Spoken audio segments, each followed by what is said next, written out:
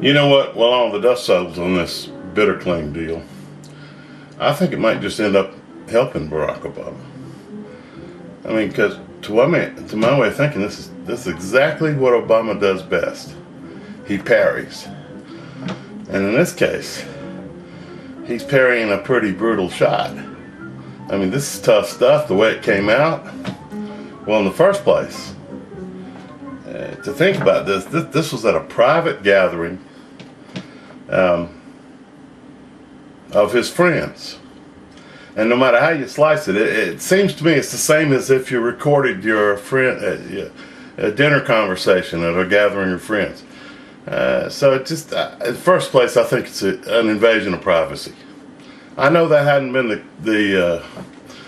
that angle hasn't been considered, but I think people do feel a little bit that this is not exactly kosher.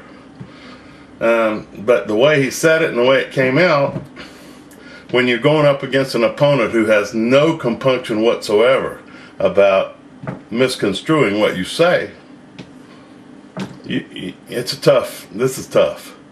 But he's weathering it. It just looks to me like, I mean, these polls I'm looking at, it's 51-40. That's the new tracking poll. That's all been taken since this controversy erupted. Now, has it hurt him? Well, nationwide, it hadn't hurt him. I mean, I don't see it hurting him. And in Pennsylvania, well, that remains to be seen. Because, of course, they're pounding it to death in Pennsylvania. But I tell you, people aren't stupid. This is not the 1980s. This is 2008. And we are not going to be bullied by a bunch of Atwater, Rove, Segretti, Clinton, Penn, Wolfson bullying about this kind of thing now. Not now. Because we know, I mean, look, every thinking adult knows what Obama was talking about. And so, that's it. I mean, you can't make it into what it's not. Now, I'm sure he wishes he hadn't said it. I'm sure he certainly wishes he hadn't said it that way.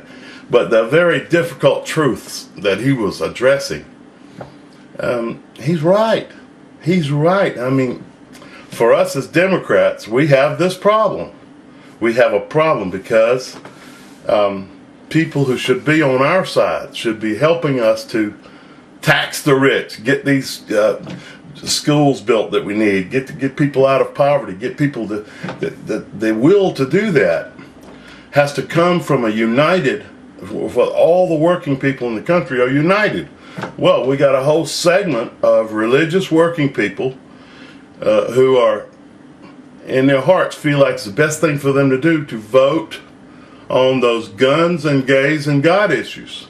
I'm not condemning them for it. I'm just saying, until they stop voting against their economic interest, it's going to be a tough road to hoe. But if all the poor people and all the middle class people and all the working people in the country decided, like this year, for instance, that they're not going to let this happen anymore. We're going to fix all these problems.